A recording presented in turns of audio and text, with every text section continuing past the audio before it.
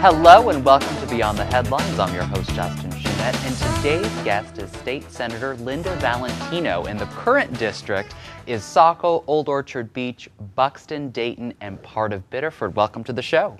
Thank you very much for having me, Justin. And I just have to say, before we really get going, that this is sort of coming full circle, because you used to come on my program at TATV over at Thornton Academy. We used to do these sorts of interviews. Now serving in the legislature with you, I'm going to sort of put my state rep hat off to the side for a second and put on the host hat, so to really delve into your experiences as a state senator and really some of the things that you've been able to achieve this past session. So let's really get right to it. As state senator, you've been chair of numerous committees, probably more than I could count. So let's sort of just kind of break down, as state senator, what committees do you chair up in Augusta? Well, this has been a big transition, being a state senator versus the state representative, where being a state senator, I'm now chairing 3 committees. The main committee that I chair is the Judiciary Committee. That's my primary committee. I was also very, very lucky to be appointed to a new Joint Select Committee, which is a single-purpose committee for the past session, and that was the Maine Workforce and Economic Future Committee. I also chair the Right to Know Advisory Committee, which is a committee that meets while we're off session to go over FOIA requests, privacy issues on that. And in addition to that, I serve on transportation. So I've had my hands full the past 2 years. I enjoy it immensely. I love being up in Augusta. I put in a lot of time. I actually stay there during the week. I don't come back home, so I'm able to work late. I know all the cleaning crews. They change at 10 o'clock at night, and very familiar with all of them. Lots of times they'll knock on the door and I'll have maybe some cookies or candy or sodas and we'll chat for a moment. That's great. But I enjoy being in the State House, especially after hours, because I can get a lot of work done. About all the people. Yes, and as you know yourself, taking a walk down the hall just from the Senate to the House, if I have to go over and confer with you on something, I may get stopped 10, 20 times just walking down the hall. So at nighttime, it's a great quiet place to do a lot of my research. Now, you mentioned that you're chairing, amongst the other 2 committees, the Maine's Workforce and Economic Futures Committee. Obviously, the #1 issue on so many people's minds right now is obviously the economy and job creation. What did you sort of find in terms of, especially when this committee started, brought both sides together, in terms of where to start? How do you sort of tackle the long-term systemic problems facing our state's economic future, if you will, with the committee's title? Where did you guys end up having a starting point to have that discussion? Well, the way to start is to go out into the community, and that's exactly what the committee did. We had several different venues all over the entire state of Maine, and one of them actually was right here in Biddeford at the North Dam buildings. Doug Sanford was wonderful to host it for us. Thornton Academy participated in it. We had many people come in, Heart of Biddeford there, and we did this in town after town after town throughout the entire state of Maine. We brought major employers in, we brought the schools in, and we sat down, and what we did is listen. In order to formulate a bill, you really have to listen to the people to find out what they need and what they're already doing. We have many programs out there that we don't need to duplicate. What we need to do is let people know the programs exist and then fund the programs. That's the key. Lots of people like to have a new program, put their new stamp on it. What they're really doing is just recycling an old program.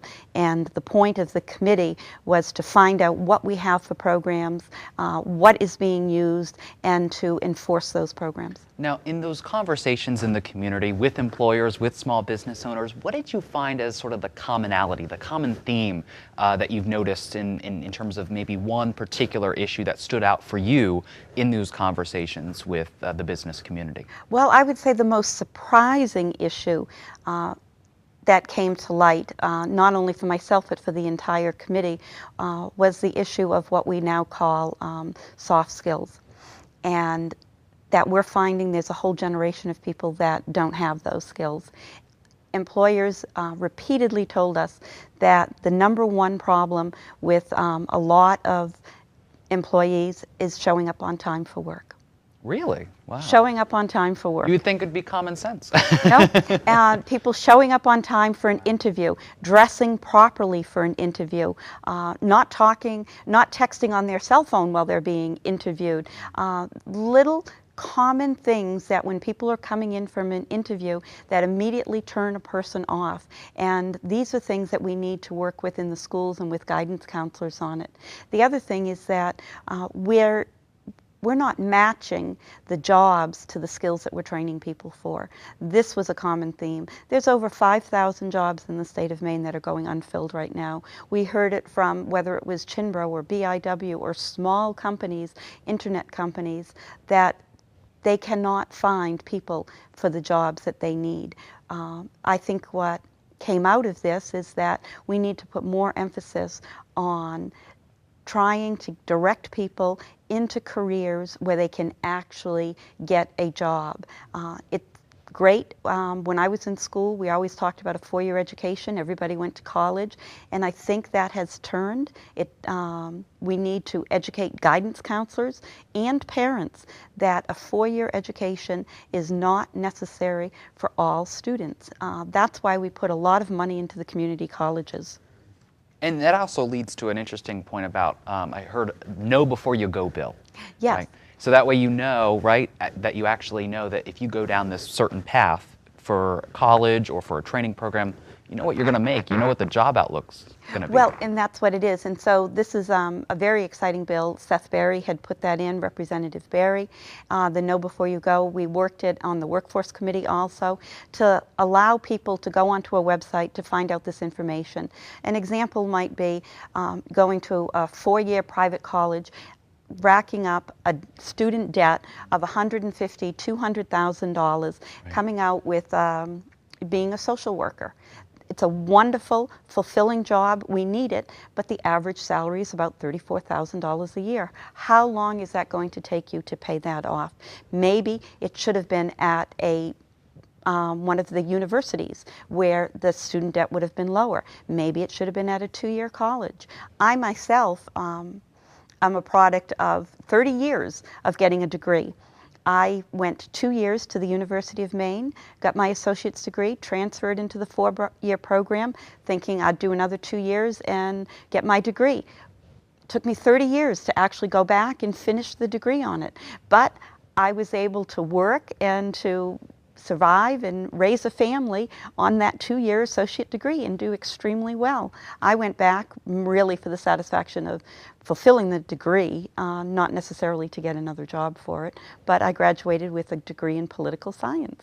Go figure. Go figure. But I'm sure that was that much more satisfying knowing that, you know, it took you that long to go back and you finally got it, and it was very helpful moving forward. And I'm sure there's a lot of other people that might fit that bill, that it's like, I may have only been a couple credits short of finishing college and wanting to go back to college. I'm sure that's probably another issue. Well, and that was one of the things also in the first session that we did, as far as there was a very omnibus bill, LD 90, and one of the components of that was to put additional money and language in there for people to transfer credits. We have over 200,000 people in the state of Maine that have some college but have not completed their degree.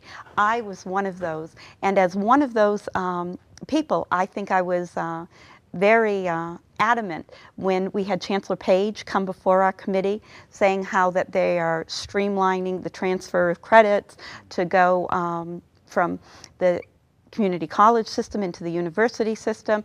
And having gone through it myself, I was able to actually challenge him and say, I've heard this for years when I'm in the legislature, that you have this seamless transition, and I'm the first one to tell you that when you go in and you talk to the admissions, they still want a square peg in a square hole and a round peg in a round hole. And it's not working. And we had a long, long dialogue with that this life experience, they do television commercials on it, but it's not working. So hopefully now with this new legislation we passed, it's going to work. And I actually went in when my daughter was transferring some of her credits from different colleges in, and they were saying, no, doesn't fit. And I said, you know, you have to advocate and say, well, wait a minute. Let's try. Let's get the syllabus. Let's do this. And those are the 200,000 people that we need to fulfill their dreams if they want to, and to do it not with a lot of student debt. I do have a quote from President Fitzsimmons that I'd love to read, and he's the president of the community college system. This was in regard to LD90, which addressed the skills gap, the community colleges, which we allowed additional funding for 500 more people to be let in. Their programs are so successful that they have a waiting list to get into community college. That was unheard of when I went to school. So we allowed 500 more students to go in. And President Fitzsimmons said, in my 25 years of working with the legislature, this is some of the most impressive and thoughtful work I've seen come out of Augusta. Now, that's validation right there.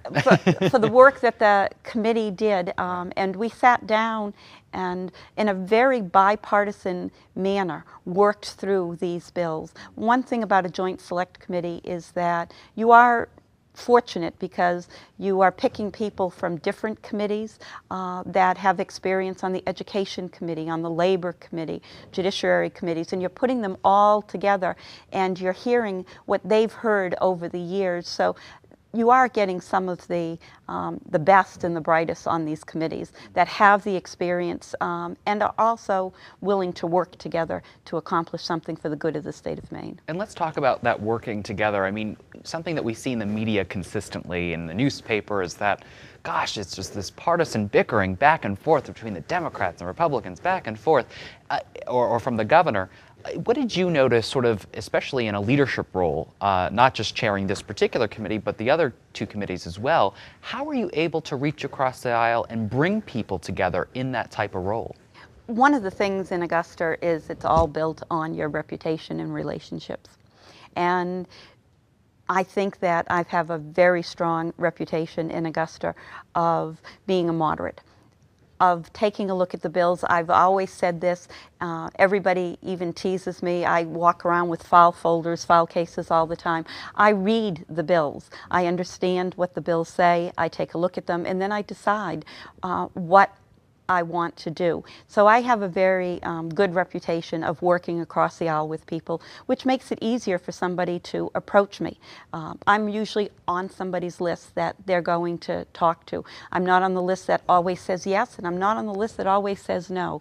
And unfortunately, there are people that are elected that just say no to everything and just say yes to everything that their party wants. And those are not effective legislators. I was extremely fortunate on the Workforce Committee that everyone, I would say with the exception of two people, were willing to look at anything and everything that came across the table. When we came down to the second session on bonds, we had two people that said from the very first day in January, I'm not voting for anything. Well, I don't know why they showed up to committee every single time to work on something that they knew was going to be no.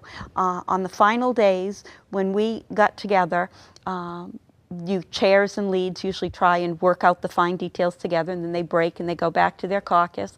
And there was Representative Berry, Senator Cates, and Representative Maker and myself, and the four of us were going through the fine points, the fine details, what we needed to negotiate, and there were no better people to negotiate with. Although, you know, Seth and I were both Democrats, Roger and Joyce were both Republicans. They were representing their caucus, and they were extremely easy to work with to do that because they also have that reputation of working across the aisle and not always voting a consistent way with their party. And when you get those people together, you can really accomplish a lot in Augusta. But to send somebody who's always going to say no or always say yes, that's very ineffective. So compromise shouldn't be a dirty word.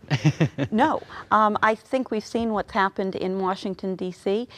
Compromise is really, I think, what the American people want us. They do not want this polarization that we have right now, where nothing is getting done.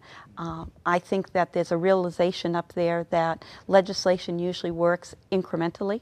You don't get everything you want. I learned that my very first year on a bill that I put on gift cards, and I realized that half a loaf was better than nothing, and that's what you have to do, because then next year you can work a little bit more on it. And unfortunately, there's a lot of people that put their feet in the ground and say, if it's, it's my way or the highway, and I'm not going to do it. Now, what did you find when you put forward, there was a bill that you specifically put forward, the seed capital bill, that, one of the things that we're hearing from small businesses, we just want the capital to either start up or to expand their current operations so they can create those kind of jobs. And small businesses are the backbone of the main economy. We keep hearing that phrase over and over. So what did you find in terms of the reception from both sides of the aisle with something like that? The reception was wonderful on the seed capital bill. Working through the taxation committee, I've actually put in, this was the second major revision to the seed capital bill. I work a lot with the angel investors and venture capitalists in the state of Maine, trying to find out what's needed to draw capital to the state of Maine for small businesses.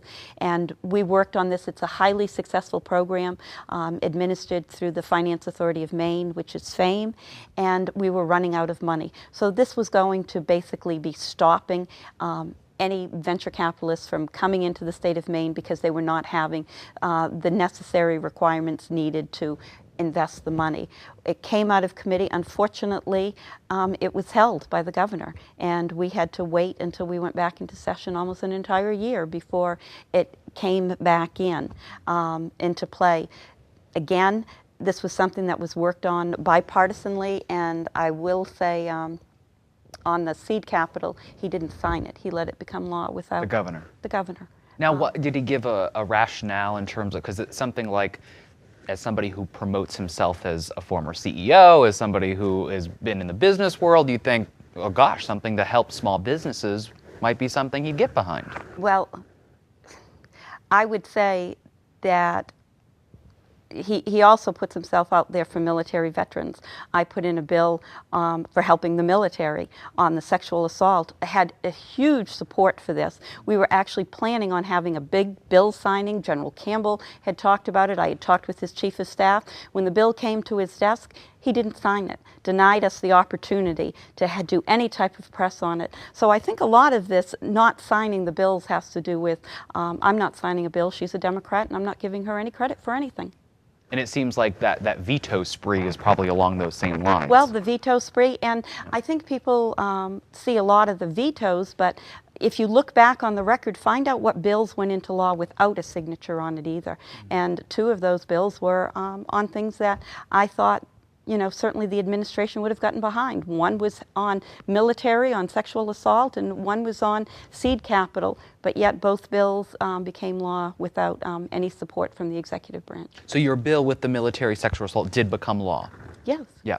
And why was that so important to get that through? Like, what does it actually do to help people? Well, what it does is to align the Maine military code in with the federal code. People that have been reading the newspapers. This was huge last year. Congressman Pingree had a bill on this. They had a lot of people. Ruth Moore from Maine was actually down before Congress and testified on this. There's a lot that's needed, and this is sexual assault not just on women but men. So this was important to make sure that we had the same type of requirements here in the state of Maine. And General Campbell, who is head of the National Guard here, was wonderful, came to all of the meetings, testified, and was very, very supportive of the bill. Now, the other committee that you chair is the Judiciary Committee, and that's something that you've definitely kind of immersed yourself in. What are some of the things that, for those that might not know, what does the Judiciary Committee actually do? What can they actually affect or impact in terms of people's lives? If you could sort of just give us a quick sampling of some of the things that you've been able to do through that committee. Well, one sample that got a lot of press locally was the cold case unit. And I was extremely supportive of that. As I'm sure you remember, you went to Thornton Academy. We had a young student that was murdered, and that was 15 years ago. Her mother, Lise Willette, came up and she testified before the committee on that. It's been 15 years. That case is a cold case, and we don't have anybody really that's working full-time on this. We need people. There's about 120 murders now that are unsolved in the state of Maine. That's a lot. And that could translate to 120 murderers that we have roaming the streets right now also. So when looking at it also from the other side, not just closure from the families, but getting these people incarcerated and getting them off the street, we need to devote some money to this. We worked it through the Judiciary Committee. We talked about doing some compromises on the bill, and the committee felt this was important enough that we needed to send it down to the Appropriations Committee and get it funded. Everybody came behind the bill. The Attorney General, Janet Mills, is trying to secure funding for it right now. The bill was passed to put on somebody full-time, what we need really in the medical examiner's office, and detectives to go out and do the legwork. People to go through the files and see if anybody is now willing to talk. Right. Lots of times when something happens, such as a murder of that, people don't talk. But what happens over the ensuing time, there are people that die, there are people that go through divorces, and now all of a sudden the spouse is willing to talk and they weren't willing to talk. So there's lots of instances that can bring up new facts over a period of time where people were uncooperative at the beginning. So cold case was a very interesting subject that we dealt with this year. A lot of the issues that we've dealt with and will be dealing with in the next session deal with privacy. And we've been seeing that on the news all the time, you know, social media passwords, data collection. They just had a big story, I think 60 Minutes did a whole big special on it, how these data miners are collecting all this personal information on the internet. Yes, and we had a multitude of bills this year. Cell phone privacy, with whether or not you need a warrant for a location for a cell phone. There's two different types of information on the cell phone. One is location data and one is content data. So we had two different bills dealing with that. Both bills went through. The governor did veto the bill on location data. The ACLU had wanted to make sure that law enforcement needed a warrant before they could get location data on a cell phone, and that did not go through, but content data did go through, so that they would need a warrant to actually pull the content off of your cell phone on what it was. So we had that. Also drones. We had, it took both sessions to work through drones, and we ended up passing a bill, and again that was vetoed by the governor, which I actually supported that, because drones are new technology, and there are a lot of businesses. I have a business right down in Leamington that is making drones and working with them. We don't want drones armed, obviously. People think of drones as military weapons, and the drones that we're talking about are not military weapons. They're, it was amazing how many surveyors came in, foresters, real estate brokers taking pictures of houses. A lot of people now are using drones in their work for research. So even at Mary's Walk, when we participated in Mary's Walk, there was a drone in the sky photographing the crowd. So people are using drones for a lot of reasons. You can buy it at Amazon.com, $199. You can get a drone now. So the regulations were a little too harsh because we really didn't know what we were dealing with, and that's a problem. When you're dealing with technology, it's changing so rapidly that the laws are not keeping up with it. That's one of the things on the Right to Know Advisory Committee. We pushed to have a new position for technology and make sure that one of the people was a technology position. And that, again, was another bill that didn't go through. But again, I will be pushing to get more people for technology on some of these committees, because we really need to understand the entire IT process, cloud computing, snap pages, text messaging, chat rooms. You name it. Are they private or are they not private? Are they subject to a freedom of information request or are they not subject? How long do you have to keep those records? Do you have to store those records? There's a lot of questions, and technology is ever evolving. Right. Now, setting aside those committees that you've been a part of, there were also some very sort of specific legislation that you put forward for communities around here in terms of Camp Ellis and as well as the library down in Old Orchard. Can you talk a little bit about those emergency bills that you needed to push forward? Yes. The Old Orchard Beach bill on the library was a very interesting bill. It had gone to referendum. The citizens had voted overwhelmingly to expand the library in Old Orchard Beach. It came to the point where they were going to be selling the bonds, and their bond counsel took a look at it, and there was a potential error on the posting of the bond. Nothing about the language, but just really the physical piece of paper that had to go into the booth on that. So they thought it would be better if we could actually pass a law in the legislature validating the election. This was in the last couple of days of session, and so I went down to talk to the people in Old Orchard Beach. They gave me a bill, submitted emergency legislation, and we were able to work the bill. Again, I think this was something that went through very quickly on the last couple of days with relationships that I've built. The only committee that was meeting at that point was the Appropriations Committee. So it had to go to the Appropriations Committee. And they have the ability to waive the public hearing at that point. So I had worked, all of the members of the Appropriations Committee had talked to them individually, showed them what was happening on it. When we actually went down to the Appropriations Committee, it was so busy on the final days. We just went up there. I had the legal counsel with me from Old Orchard Beach. He talked, Dick Spencer, and in a matter of 5-10 minutes, it was voted on and it went through. So that was relationship building, not waiting until the last minute to get something done, knowing that I have to do the work of the committee members ahead of time, give them the heads up and know what's going on. Knowing that process behind the scenes. Knowing the process and knowing that I can't just wait and walk in there at the last minute and talk to a committee and say, can you help us out?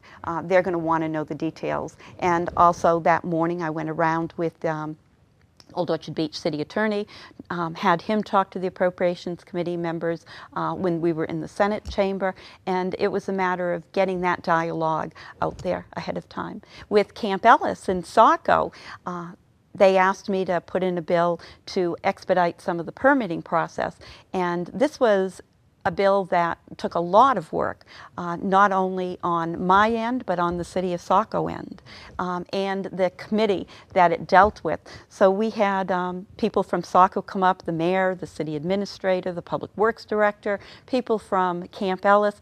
We had very, very lengthy testimony on the bill for Camp Ellis. We had, I think, 3 work sessions on it, which is highly unusual. But again, it was the relationship building. Senator Jim Boyle chairs the committee, and it was the relationship with Senator Boyle. Each time it was, we're going to work with the DEP. We had the DEP there and said, we're going to get you a bill. Don't, go ought not to pass too quickly on this. We are going to work. And when we came down to the final work session, the committee all voted unanimously for it because what we did again was compromise. Saco didn't get everything they wanted, but they got what they needed.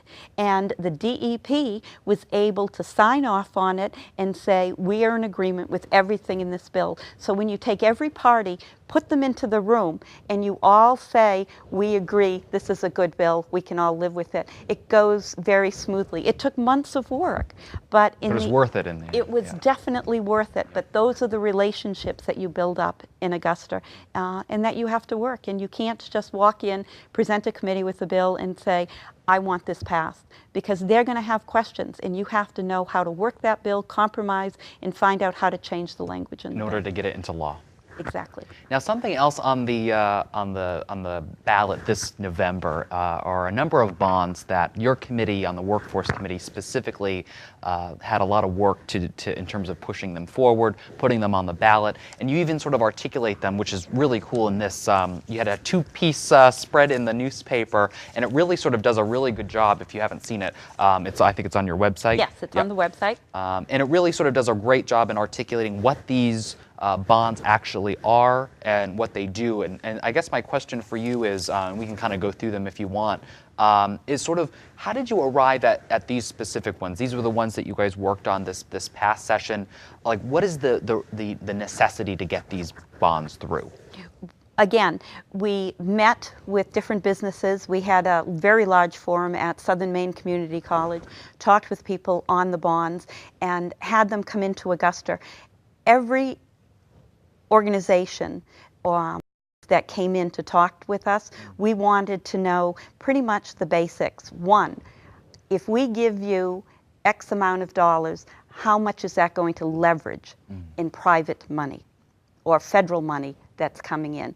Two, how many jobs are you going to create? That was the two most important criteria on every single one of these bond issues, was jobs and matching funds. So the outcomes, so that you don't just throwing money at something, you actually want to see what exactly. It's going to do. Right. And we went through to see the success rates on all of the existing programs we have.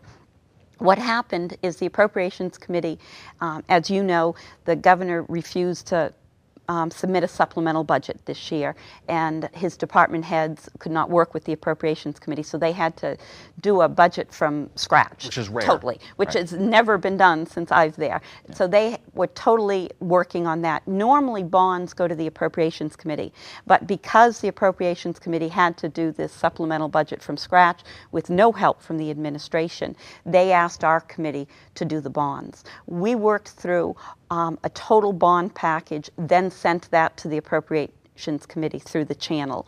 And we were, I think, very successful in what we had recommended to the Appropriations Committee. The bond that a lot of people may not know about, because it's not sexy or glamorous, is recapitalization at FAME. This is extremely important. FAME is our #1 avenue for financing small businesses. FAME makes the paper lots of times for $25 million loans. Their average loan is about $150,000. And they were out of money. We need to recapitalize FAME. I cannot urge people enough to vote for the recapitalization of FAME. And that's going to be $12 million going yes. back into the program. And just in case people want to look this up, this is LD 1827. And yep. that is critically important for every small business in the state of Maine. Now, it says here that the governor vetoed it. What was the opposition to wanting to put forward money to, again, provide loans to small businesses to help them succeed? Well, that, again, is something, you know, the governor, his claims of, you know, helping the military, helping small business, but he continually vetoes these bills. And he thought that this money was not necessary. Obviously, everybody on the committee thought it was necessary. The Senate and the House thought it was necessary. On both sides of the aisle. On both sides of the aisle. And luckily, this was a time when we were very successful, and we banded together in a bipartisan fashion, and we overrode the veto. Wow. And we overrode that veto because people understand that this is important to the economy of the state of Maine, it's right. important to growing our economy, and it's important to jobs. Right. So if people want to know all the other the bonds that are put forward on the ballot, they can go to your website, yes. lindavalentino.org, and sort of learn more information about this. I definitely urge everybody to do so, because you got to be informed when you make a decision at the polls, and that seems like a really great initiative. Now, sort of wrapping up our time together, which has been great to talk with you about a lot of this stuff that people might not have really known about in terms of the behind the scenes. Is there anything that you really want to tell people directly that we didn't really mention before to the people watching today? Well, mainly I want to say thank you for your support. It's been a wonderful experience getting to know all of you, going to doors and knocking on doors, talking with people, seeing people with whether it's Lyme disease or student debt or parents in nursing homes. It's been wonderful to be able to help everybody, and I really thank you for that. And I certainly would appreciate your support come November. I would like to continue the work that I have been doing. I know I've worked extremely hard, and I feel that I have the best interests of the people in the communities that I represent. And again, I can't thank you enough, and I would love your support this election.